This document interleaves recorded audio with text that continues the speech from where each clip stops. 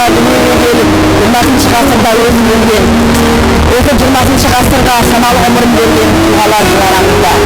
Осындай ардагер ағаларымызды көргенде, я Алла, мені қолымнан келетін ұстап қаратындай қуат бер. Өмірінің қолынан келмейтін іске ұмтылмайтындай ерлікке, және осы екеуі бір-бірінен ажырата алатындай ақыл бер деген қанамның сөз белгісіне қаралады. Бұл сөз облыстың дамуына үлес қосқан, бүгінде 60-ты алқындап, 70-ті жетелеген ағаларымызға арналғандай. Тура осы қанатты сөз облысымызға өзінің әділдігімен, батылдығымен, іскерлігімен, жүректілігімен танымал болған тұлға Қабиолла Мұрсынұлы Шәкәрімовке арналғандай.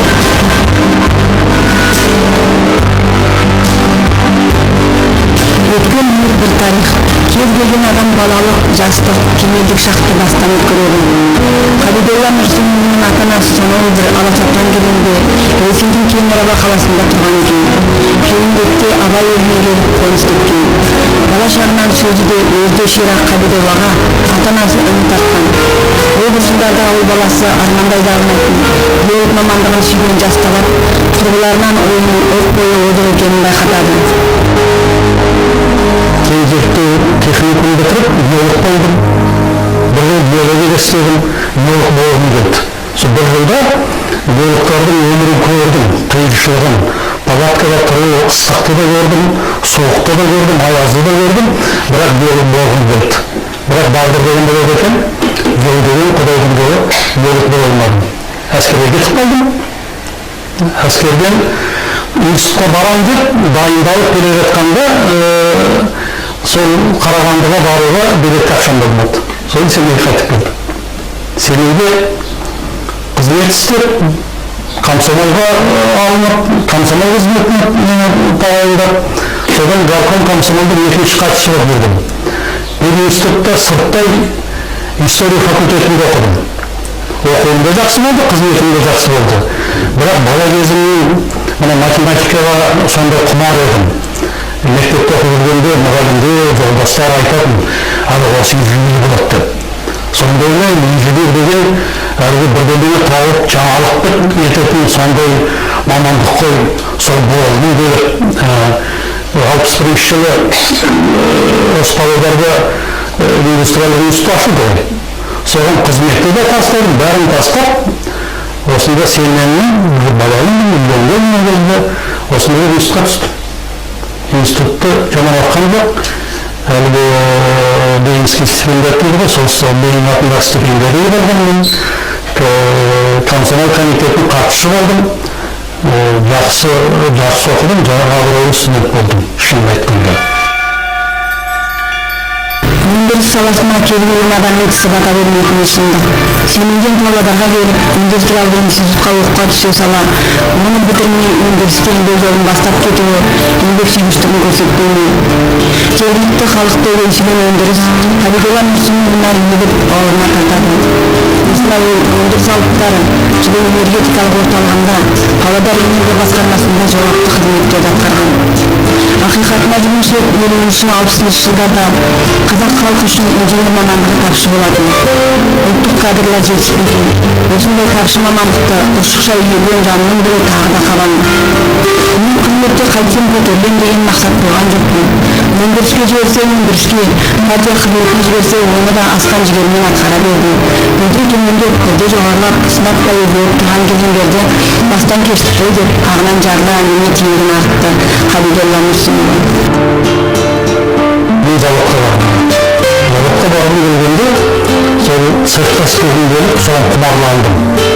Сол институттың басшыларының өтпегеніне көнбей кетіп қалдым. Бірінші тестке бардым. Сонда мені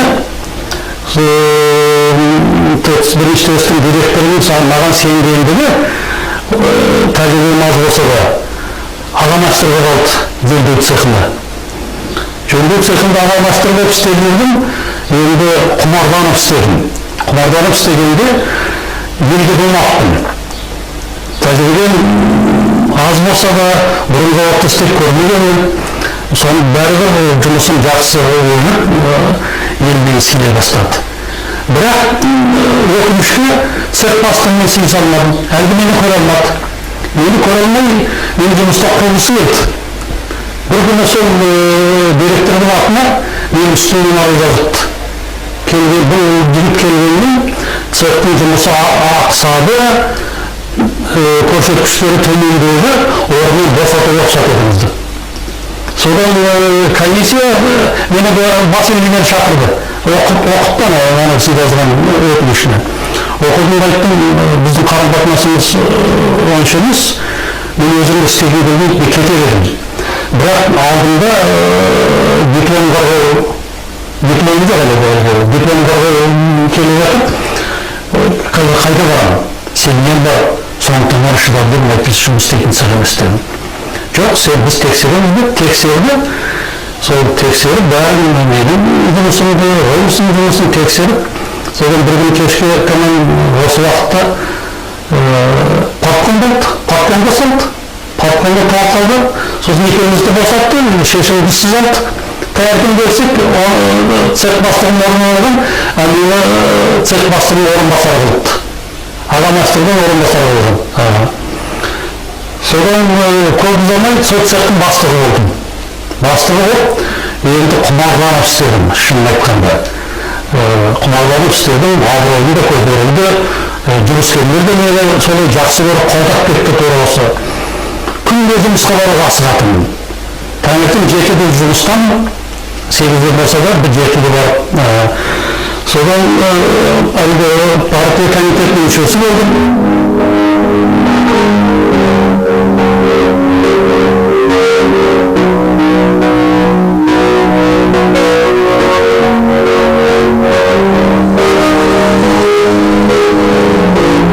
Кеңес кезінде партия қатарына комсомолда шыңдалған, өзін еңбекте көрсете алған адамдар қабылданатын еді. Қарап отырсақ, бұл қызметке де келмейсоқ адамдар өткізеді екен. Еліміз 70 жыл бойы табынған СКП орталық комитетінің хатшылығына да кездейсоқ адамдар өтіп кеткен. Оған бір мысал ретінде айта кетсем, біздің облысымызға облыстық партия комитетінің бірінші хатшылығына Петр Иванович Ербилов келгенде Қабидолла Нұрсынұлы екінші хатшылық қызметте жүреді екен. Ербилов сөзге баяу, көп сөйлемейтін бай адам болған. Бірақ ол кісінің бір әдеті, мынау келгеннен адамға сөз береді, тіпті жиналыстарда адамдарға сөз беріп, қағазға жазып, қағаз оқып береді екен. Bir gün Kısır Ауыл Шаруашылығы министрлігінен телефон шалып, облыстағы ауыл шаруашылығы жағдайынан ақпарат сұрайды. Бұл жеткізілмеге бұл сұраққа Петр Иванович жауап бере қоймайды да, ол ақтымдағылар олай-бұлай жүгіріп жауап беретін адам дейді ғой. Бүкіл облыстың өмірі, іс-қимылы, бүкіл жаңалықтарының бәрін алақанындай білетін Қабидолла Нұрсынұлының көмегі қажет болады. Міне, өзім бала кезінен сергектікке, жанақтыққа, ерлікке тәрбиелеген Қабидолла Нұрсынұлының кез келген сұраққа нақты жауап беретінін қазіргі елде тұстастары, өзіне қызмет еткен адамдардың жолын айтады.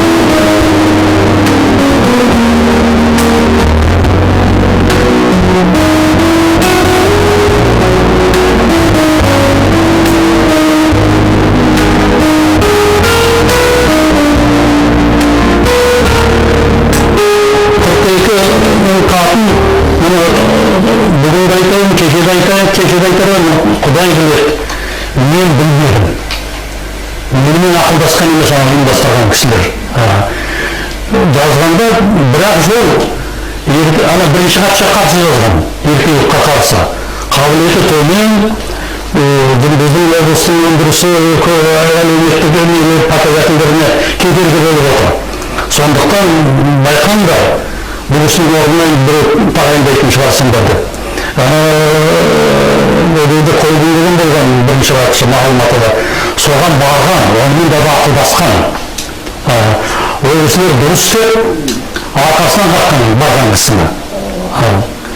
Бірақ ана барған кісі айтады, енді сіздің қолыңыздан келмейді мүмкін, сізге көмектесу үшін Москваға жазып жіберейік деп. Сол 42-дің қол қойған қатын копиясын Москваға жіберді. Москваға жіберген, жағдайды бүгін де айтамын, сол 42 қол қойған адамның біреуімен сөйлескен жоқ. Біреуімен не олар қол қойды, пікірлескен жоқ.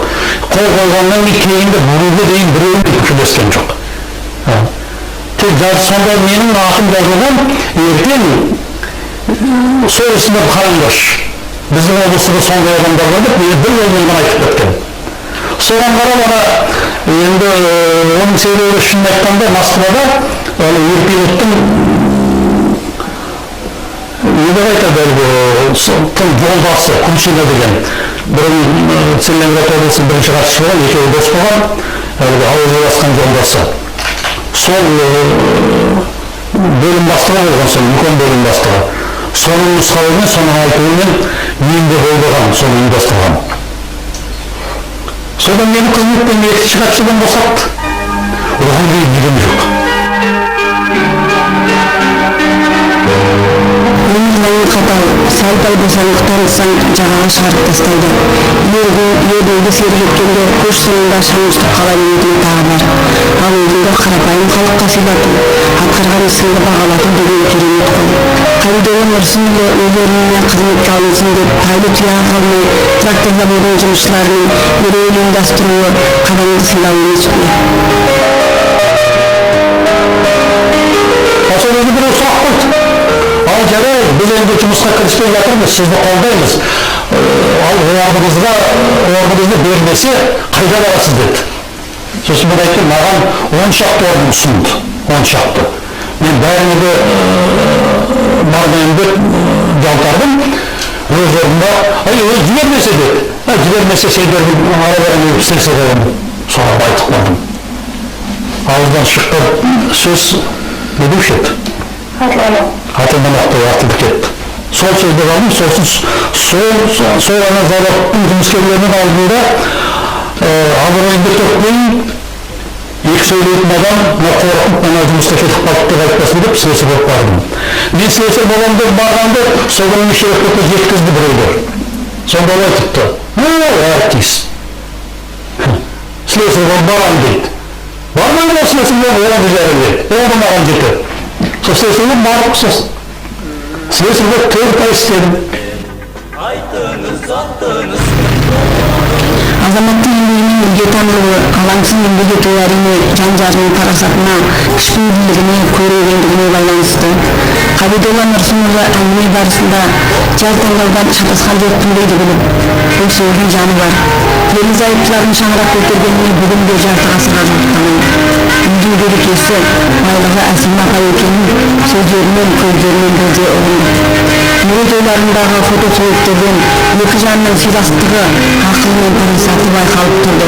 Өмірдің қас-қағымы деген осындай-ақ болар. Досым Хасанның сұлу қыз әні әуенімен тербелген сол бір керемдеріне, күндерімен саяхаттап кеткеніне біздер де куә болдық. Танысқым келеді менің сізден, қайтыңыз атыңыз кім болады, танысып көрмеген бұрын күнде.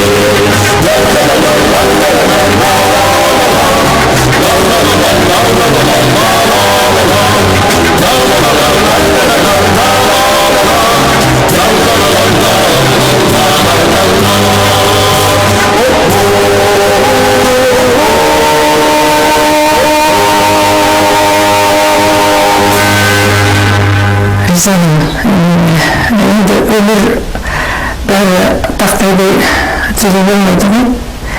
Онысы да қалысы да сенің ішінде болып жатыр. Бірақ соның бәріне әкеміз қол ұстасып төзіп шыдап, әсіресе оқыған кезімізде ауыртпашылық көп болды. Енді қалың қызмет істеген жағдайларда жеңіл болған жоқ. Қалың егендігінде сол жақсылық жасап, тиштік көрсетіп сол күтуде болып жүрдім. Сол көңілім терең шығарды болу. Адам баласы ерлі-зайыпты болып қосылғанымен бір-біріне көңіл жасау, қолдықтасу деген сияқты ынтымақ болмаса сенің бірікпейді ғой.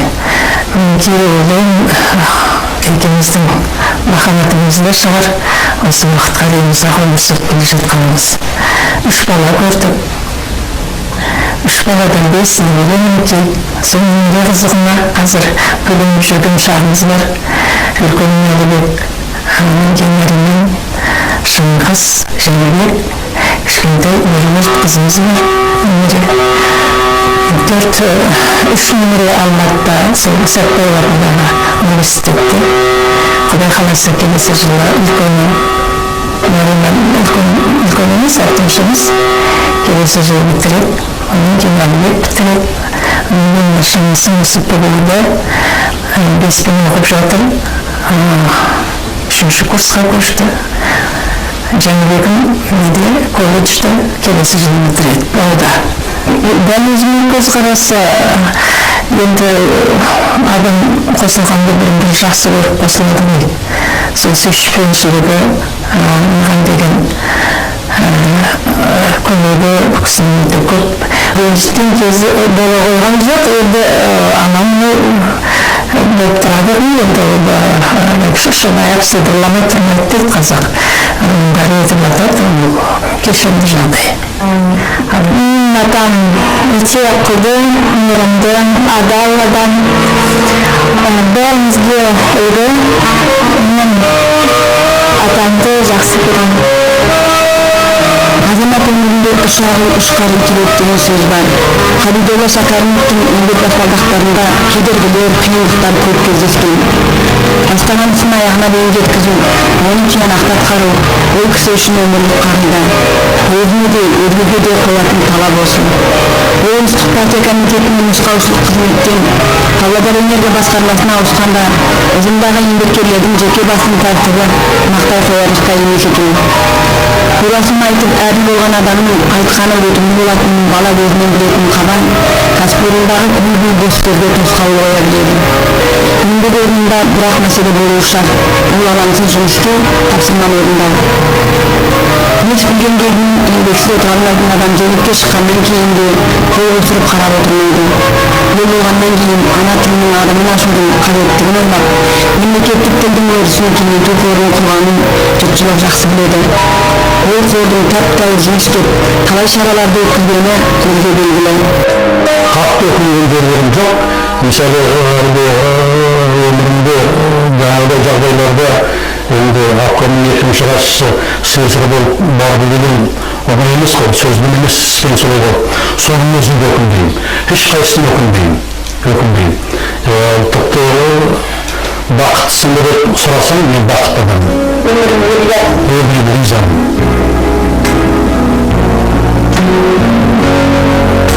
Ол шынын айтқанда, Құдай шынын айтады. Жаны сергек, өзін-өзі талап қоя білетін, әділдік ұраны болған Қабидолла Нұрсынова бүгінде 70 жаста. Өзі қызмет істеген сонау жылдарды еске түсіргенде, көзінен де, сөзінен де қимастық байқалады. Өмір бойы демократияға қызмет істеп, сол демократияны ренжіткенде ол кісі үшін түк емес. Неге десеңіз, ол заман, оның заманы. Ол кезең қызмет істеп қайнаған өмір ортасында жүрген оның кезеңі. Кедергілермен аяқтан шалу көп болса да, ол оның өмірі. Өмір сонысымен қызық, сонысымен есте қалады.